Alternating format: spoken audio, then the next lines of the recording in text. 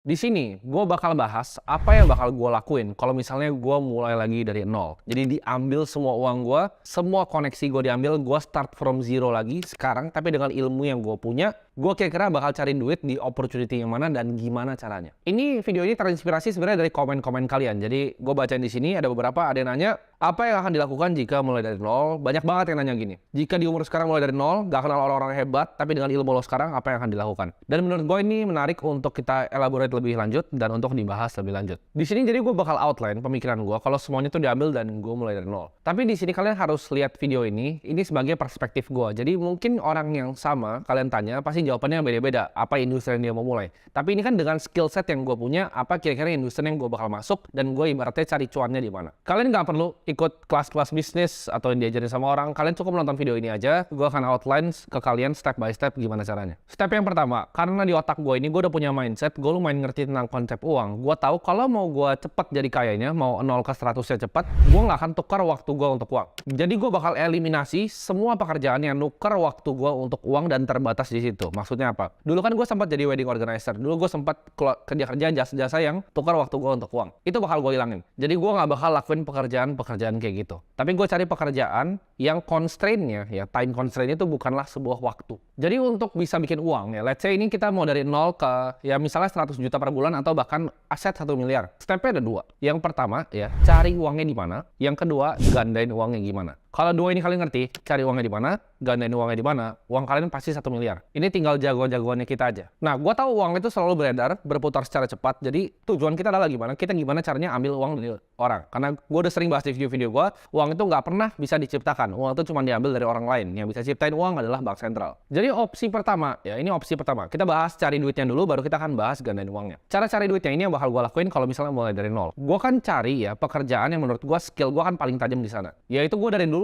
I've always been a good salesman ya. Jadi gue itu adalah seorang sales. Gue pernah jualan properti, gue pernah jualan yang macam-macam. Jadi gue pasti cari pekerjaan yang basisnya sales. Kenapa sales? Orang bakal bilang, aduh nggak mau lah jadi sales nawar-nawarin orang. Tapi sales itu nggak ada time constraint-nya. Kalian nggak digaji proporsi dengan waktu kalian. Tapi kalian digaji berdasarkan result kalian. Dengan skill sales yang gue punya sekarang, gue yakin kalau gue jadi jualan apapun. Lo mau kasih gue jualan apapun. Lo mau jualin gue misalnya water filter kek. Lo mau kasih gue jualan mobil. Lu mau kasih gue jualan properti, pasti laku. Dengan skill yang gue punya sekarang. Nah, jadi gue bakal tanjemin skill persuasi gue. Gimana caranya ngomong sama orang, ya. Karena gue tahu sales is a numbers game. Jadi misalnya, gue tahu tiap kali gue telepon 100 cold call, satu itu beli. Gue tinggal telepon 500 untuk dapat 5. Ya, jadi yang penting kita kerja keras, kita disiplin, telepon terus. Kalau kita tingkatin skill kita, misalnya kita lebih jago persuasinya, lebih jago jualannya ke orang. Orang lebih nyaman sama kita. Mungkin dari 100 bisa 2 yang convert. Jadi kalau mau dapat 10 klien, telepon 500 orang. Sales pokoknya intinya it's a numbers game. Jadi seberapa gigih kita, seberapa disiplin. Jadi uang pertama yang gue actually akan dapetin, gue gak akan kerja yang kayak UMR, gue gak akan kerja yang lain-lain, gue langsung hantam di sales. Karena kalau misalnya gue mau cari kerjaan korporat yang uangnya banyak dengan skill gue, misalnya contohnya investment banking dan lain-lain,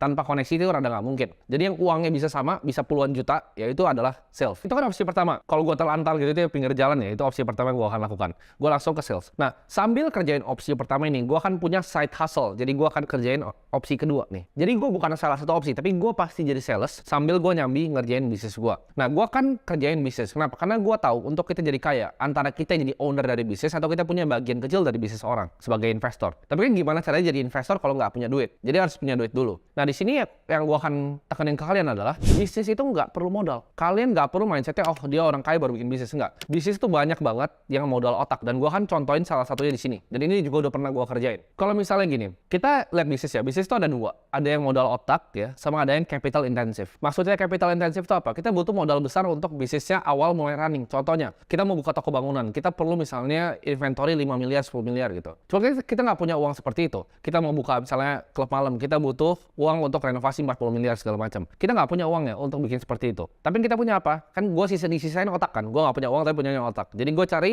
bisnis yang bergerak di bidang jasa. Karena yang gue perlu jual cuman expertise gue atau otak gue. Jadi tinggal diasah. Kalau kalian yang belum punya skillnya tinggal diasah, kalian bisa jualin. Gue nggak akan cari ya bisnis yang jualan barang. Gue nggak akan cari dropshipping. Gue nggak akan cari bisnis yang ibaratnya perlu QC banyak, perlu ngerti accounting yang dalam. Itu gue hindarin bisnis kayak gitu. Karena tujuannya gue masih lapar nih. Gue butuh makan, gue jadi sales, mungkin bisa 10-20 juta langsung per bulan. Habis itu gue langsung mulai bikin untuk bisnis service ini. Nah, tapi pertanyaan service di mana?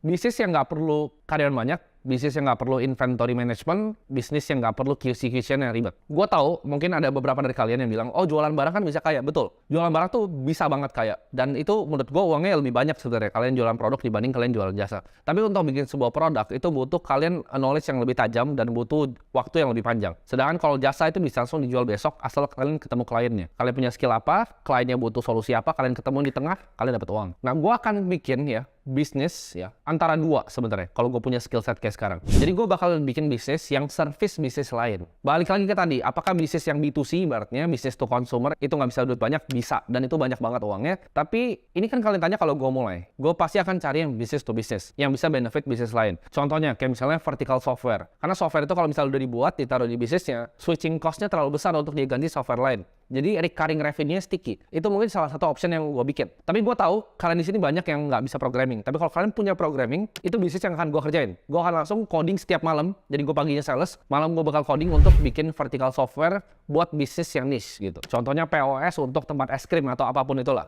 Jadi gue cari yang niche tapi vertical software. Kalau horizontal tuh kayak Excel tuh. Microsoft Excel tuh horizontal dipakai semuanya. Tapi gue bakal cari yang vertical. Jadi satu industri doang dan very sticky. Habis itu gue cari untuk exit untuk jual bisnisnya. Dan ini menurut gue yang lebih menarik untuk kalian. Karena yang pertama tadi itu butuh skill set yang dalam banget di programming. Kalian mungkin banyak yang nggak bisa. Jadi kalian lebih banyak pasti ke opsi yang selanjutnya. Yaitu gue akan bikin sebenarnya marketing agency. Nah, kalian dapat gambaran nggak? Pertama gue suruh kalian jadi sales. Kedua gue suruh kalian bikin marketing agency. Kenapa? Gue selalu ngajarin orang yang butuh uang ya. Misalnya lu BU nih. Cara paling gampang untuk bikin uang adalah bikin uang untuk orang lain. Maksudnya apa? Kalau misalnya lu jadi sales nih. Lu jadi sales dan lu penjual terbaik bulan ini. Lu datang ke kantor, lu naikin kaki di atas meja, ya lu tumpahin kopi. Menurut lu bakal dipecat atau nggak? Sama bos lu. Lu top sales of the month. Jawabannya nggak akan. Lu nggak akan dipecat, lu nggak akan digubris. Kenapa? Karena lu bring in money. Mau sikap lu kayak tai di perusahaan, tapi lu sales paling jago di perusahaannya. Ya. Satu, lu bisa ngejual kayak 10 orang gitu. Lu nggak akan pernah dipecat. Lu akan disayang sama bos lu. Karena lu bring in duit. Lu ujung tombaknya perusahaan.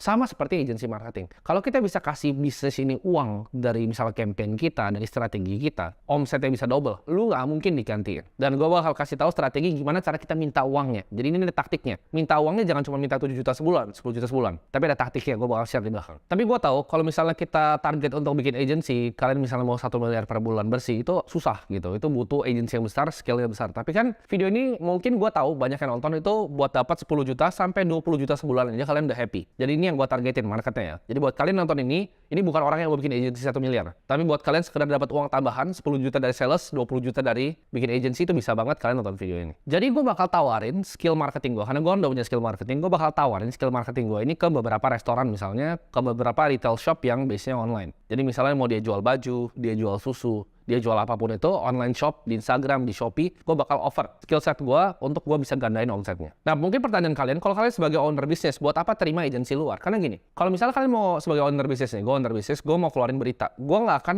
hire PR in-house. Kenapa? Karena gue butuh bayar BPJS dia, gue perlu bayar pesangon kalau pecat dia segala macam, gue perlu ada tempat buat dia kerja. Sedangkan, kalau gue sebagai owner bisnis, gue mau keluarin berita, gampang, gue hire dia PR agency. Ya, gue bayar berapa puluh juta, selesai, beres. Jadi caranya gitu. Business owner tuh banyak kerjaannya dan sibuk. Kalau kalian bisa bantu selesaiin solusi mereka, yang mereka nggak perlu hire in-house, mereka kan pakai kalian. Jadi simpelnya, agency itu adalah kita offer service ke bisnis yang butuh. Nah, di sini stage ini kalian nggak perlu pusing untuk mikirin PT-nya gimana, CV-nya gimana, nanti dulu. Yang penting uang tuh masuk dulu ya. Uang masuk dulu, urus itu gampang, bisa belakangan. Nah, sekarang pertanyaannya, oke, agency marketing. Kan kita tahu, kita kira-kira tawarin misalnya ke retail shop. Ini yang gue pikir ya, kan kalian tanyanya apa yang akan gue lakukan. Yang gue pikir adalah gue akan cari misalnya yang online shop, karena itu menurut gue lebih gampang gue scalingnya, dengan advertising gampang gue scale. Pertanyaannya sekarang bikin agency apa? Agency kan ada banyak. Marketing agency itu udah luas banget ya. Mungkin dari teman-teman ada yang nawarin misalnya, oh bikin agency untuk jasa desain feed Instagram dan lain-lain. Ada banyak, misalnya agency bikin video lah, agency apa lah. Itu menurut gue semuanya nggak penting. Kenapa? Karena anak SD lu kasih Canva itu pasti bisa bikin feed Instagram.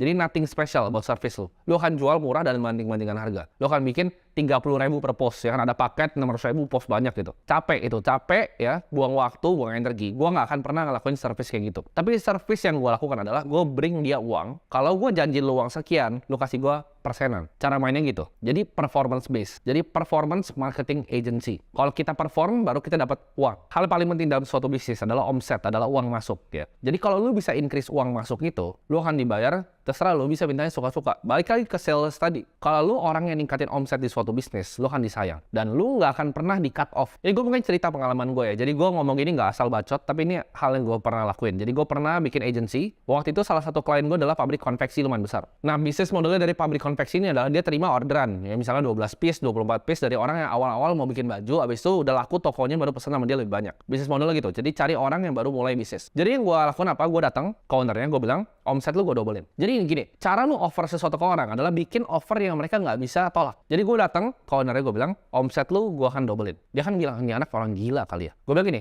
lu nggak perlu bayar gue. Lu nggak perlu bayar gue. Gue datang, gue bilang, gue dobelin omset lu. Nggak perlu gue dibayar, tapi kalau omset lu double, gue minta 10%. Menurut lu dia bakal bilang apa? Ya iyalah, ini mungkin anak orang gila, mungkin nggak akan kejadian juga, cuman gue nggak keluar duit juga. Jadi waktu itu dari gue kerja yang lain, advertising pertama itu gue yang tombokin. Jadi gue pakai video sendiri, gue rekam set gitu kan, gue bikin b-roll gitu ala-ala tentang pabriknya. Habis itu gue tulis tuh pakai copywriting. Ya jadi itu skill lagi tuh, skill yang gue punya copywriting. Gue tulis buat kalian yang punya online shop baju bisa bikin di pabrik ini. Sesimpel itu. Terus ada WhatsApp gitu. Jadi dari situ gue tembak iklannya, gue pakai targetingnya yang jelas. Apa yang terjadi? Dia dari 2 yang ngechat sehari, 40 yang ngechat sehari. Omsetnya 3 kali. Dan gue minta 10% dari omsetnya yang naik itu. Ya. Gede nggak? Gede, puluhan juta. Jadi cara kerjanya gitu. Dibanding gue minta 5 juta di awal, gue kerjain service-nya. Itu kemungkinan tolaknya gede. Ibaratnya lu belum deliver apa-apa, ya kan? Lu belum buktiin value lu ke owner-nya, lu udah minta duit. Lu minta retainer kayak gitu, pasti ditolak. Jadi mintanya performance based. Jadi dari omset dia, lu minta berapa persen, tapi kalau lu berhasil dobelin atau 3 kaliin. Dan menurut gue kayak gitu gampang. Kalau kalian ngerti skill-nya. Tapi kan ini balik lagi, ini skill yang gue udah punya gitu. Jadi gue kalau kayak gitu, udah pasti cepat banget. Orang gue udah biasa dulu di perusahaan lama gue, bakar ads tuh 500 juta, 1 miliar sebulan tuh udah biasa. Jadi gue udah tahu targetingnya yang rapi kayak gimana. Itu gue tinggal masuk, gue funneling semua di Excel, rapin, tembak semua. Jadi gue bakal kerjain 7-8 klien, itu udah pasti 100 juta sebulan minimal. 100-300 juta sebulan, itu udah di kantong. Nah buat kalian, mungkin kalian nggak langsung sebesar itu. Coba kecil-kecil dulu aja. Tapi gue yakin dengan ini yang gue ajarin ke kalian, kalau kalian bener-bener pikir gitu tentang bisnis modelnya, 10-20 juta pasti kalian dapat per bulan. Bersih, itu pasti dapat. Pertanyaannya, gimana cara kalian yang pintar? Pikir pakai otak. Jadi di TikTok, kalian search tentang bisnis. Di Instagram, search hashtag bisnis-bisnis yang kalian mau target. Misalnya jualan makanan anjing, ini gue nggak salah ya. Jualan makanan anjing, lu cari di Instagram. Jualan makanan anjing, cari di TikTok. Mau ngomong sama ownernya, lu bilang, gue bisa adsense ini buat omset lu double. Jadi jangan cari bisnis fisik. Kalau kayak restoran gitu lebih susah. Carinya bisnis yang online, karena itu lebih scalable. Mereka udah punya delivery systemnya, udah ada supply chain-nya udah lengkap, lu tinggal jualan gitu. Lu jualan, mereka yang delivery semua. Makanan anjing lah, atau apa, mau tisu anjingnya juga bisa. Misalnya popok buat anjing itu juga boleh. Macam-macam. Dan cari biasanya kliennya yang menurut kalian marketnya gede, tapi belum ketap. Dia belum ngiklan, dia masih cuma konten marketing. Itu kalian hajar di sana. Bisa cari dari mana lagi? Bisa cari dari Google bahkan. Kalian lihat offline store nih. Misalnya kita mau bahas anjing aja deh. Ya. Kalian misalnya ketemu Ruko nih, Ruko dia jualan misalnya makanan anjing, lu datang ke situ, lu pakai Google Map, lu bisa cari. Jadi gue dulu pakai cari klien itu pakai Google Map, sakti banget, lu bisa lihat di mana tempat-tempatnya di mana, lu datangin ke situ dan lu ngomong ke ownernya, ini gimana nih kalau misalnya gue bisa dobelin omset lu nggak usah bayar, gue yang keluar duit buat iklannya, itu offer yang mereka nggak bisa tolak. Gue yakin lu tawarin 10, at least 5 mau, karena kalau lu gagal pun mereka nggak rugi, lu bilang lu yang iklanin, lu yang videoin, lu yang buatin semuanya. Jadi simpel caranya, kalau udah tinggal tanda tangan MOU ya, lu minta 10% dari kenaikan yang lu kasih gitu. Karena buat dia cengli, dia dapat 90%, lu dapat 10%. Dan buat lu juga happy. Karena lu cuma modalnya kecil banget sebetulnya untuk running Facebook kan. Jadi pertama, bikinin kreatifnya ya, bikinin kreatifnya antara bisa lebih bagus video. Jadi lu bikin kreatifnya dalam bentuk video, lu misalnya sewa teman lu kayak 500.000 lu kasih uang suruh video-videoin. Lu bikin copywritingnya rapi, tembak di Facebook aja rapi. Atau misalnya lu mau main SEM di Google juga boleh. Itu omsetnya gue yakin pasti naik. Nah itu gue udah kasih ya outline-nya. Buat kalian minta detail dong. Gue nggak ngajarin untuk bikin kayak gituan gitu. Tapi gue udah kasih nih. Ibarat lu tuh udah gue suapin nih bisnisnya. Kalau lu kelar video ini masih kayak, oh gue mulai dari mana? Itu udah lu orang malas aja lah. Lu orang paling malas di dunia. Ini cuma satu bisnis modal. Mungkin kalau kalian minta request yang lain, gue bisa sharing bisnis-bisnis yang gue pernah kerjain. Tapi itu yang bakal gue lakuin. Cari duitnya udah kan? Jadi sales, bikin agency ya, atau bikin vertical software kalau lu punya otak untuk jadi programmer. Nextnya apa yang gue bakal lakuin? Itu kan gue udah dapat kira-kira 100-200 juta sebulan. Yang gue bakal lakuin adalah gue ganain uangnya di mana. Kita lihat kan based on tahun ini. Kalian lihat saya tahun ini ngomongnya. Ini bukan 10 tahun lalu, bukan historical. Gue nggak boleh pakai data historical, gue harus pakai data yang ke depan. Gue gandain uangnya di mana pertanyaannya? Gue udah punya cash flow segitu, tumpukin cash flow di mana? Jadi cara jadi kaya simple ya. Pendapatan berapa, pengeluarannya berapa, sisanya itu savingnya itu kalian hajar terus di investasi. Nah, gue bakal investasi di kripto. Kenapa? Karena gue lihat kripto ini bakal cuma turun di misalnya dalam beberapa bulan ke depan. Kripto itu bakal turun. Kenapa? Karena Federal Reserve itu pasti akan naikin interest rate-nya. Kalau kita lihat ya, kalau The Fed ini masih belum mau pivot dari hawkish ke dovish, belum ada tanda-tandanya, ini kita masih bisa hajar-hajar di aset kelas yang risky yang diskon gitu. Kita bisa beli juga mungkin kalau di saat-saat kayak ini gue beli saham-saham bank kali ya. Karena bank-bank di Indonesia net interest margin-nya kayak Bank BRI itu tinggi banget, hampir 6-8%. Sedangkan Bank of America itu cuma 2,%. Jadi gue bakal cari mungkin saham bank ya, karena emang marginnya tinggi banget. Dan gue mungkin sikat di kripto seperti Bitcoin dan Ethereum. Karena Bitcoin nanti 2025 dia bakal halving, dia mungkin masih naik 2,5-3 kali lagi. Jadi uang gue tuh ratusan juta gue tumpukin semua ke mungkin 3 itu.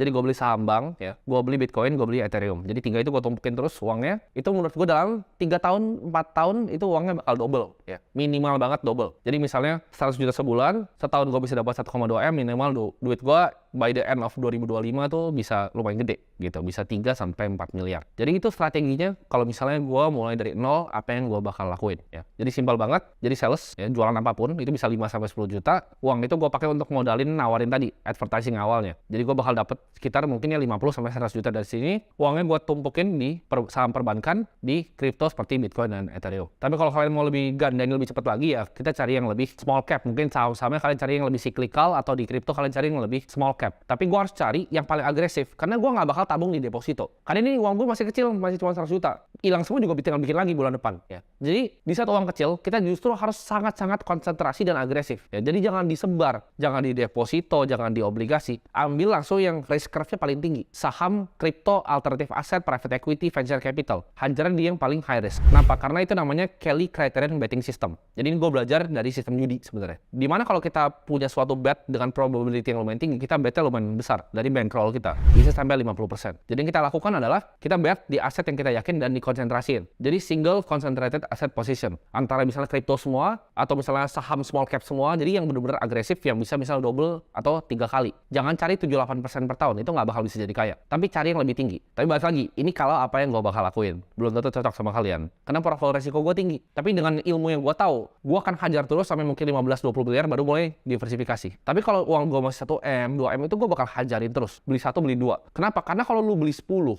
ya, 1 naik misalnya 5% itu cuma kecil dapatnya. Sama di kripto, lu beli 10 kripto, naik kecil-kecil gitu, itu nggak kerasa. Tapi kalau hajarnya 1, yakin naik double, porto kalian langsung double gitu. Dan jangan hilang duit. Gue invest di high risk, tapi bukan yang kemungkinan hilang duit. Jadi gue bakal lakuin due diligence yang dalam. Tiap malam gue bakal liatin tuh, price-nya seperti apa, annual report-nya gimana. Gue bakal fokus untuk bisa gandain uang gue. Karena gue nggak mau uangnya hilang. Kita harus investasi di apa yang kita tahu. Kalau gue nggak ngerti tentang kripto, kalian nonton ini, kripto nggak ngerti, nggak usah. Cari apa yang kalian ngerti, tapi cari yang paling agresifnya. Misal lu ngerti di saham, cari yang paling agresifnya di saham. Saham cyclical lagi koreksi, hajar yang bisa dalam. Jadi itu step by step yang gue akan lakuin. Cari income-nya dan gandain uangnya. Gue yakin kok, kalau misal diambil semua koneksi gue, diambil semua uang gue bisa balikin semuanya dalam setahun. Karena itu ilmu, ya. Itu semua ilmu. Gue tuh gak ketakutan. Gue bukan kayak karyawan yang nabung, takut kalau tabungan diambil semua. Gue jujur, tabungan gue diambil semua, ambil semuanya. Gue yakin gue bisa bikin balik lagi semua by tahun depan. Karena ilmu yang gue punya di sini, informasi di sini itu berbeda. Gue udah ngerti cara kerja gamenya. Karena uang itu adalah sebuah game. Ibaratnya semua game itu bisa dimenangin. Dan ada cara mainnya, ada aturannya, dan ada trik. Nah ini mungkin terakhir sebelum gue tutup, ya. Gue kasih kalian rule paling penting, yaitu rule 72. Kalau misalnya 72 dibagi persentase asetnya, return asetnya, itu berapa tahun uang lu bakal double. Jadi the golden number is 24%. Target portofolio gue tuh 24% per tahun. Karena tiap 3 tahun uang gue double. Jadi gue nggak ngincar 50, gue nggak ngincar 100. Gue ngincarnya spesifik di 24%. Susah nggak? Sangat amat susah. Karena Warren Buffett dia 20. Tapi gue udah tracking historical 89 tahun. Gue di pasar modal dan capital market, gue berhasil 30% lebih ya. Tapi nggak tahu ke depannya. Bisa aja turun, bisa 10, bisa 15. Tapi target gue semoga itu bisa di 24. Jadi tiap 3 tahun uangnya double. Tumbuk dari cash flow, uangnya double 3 tahun. Tumbuk double. Karena money is a double game. Uang itu adalah game, seberapa cepat lu bisa double uang lu. Semoga bermanfaat untuk kalian yang baru mulai usaha atau baru mulai investasi.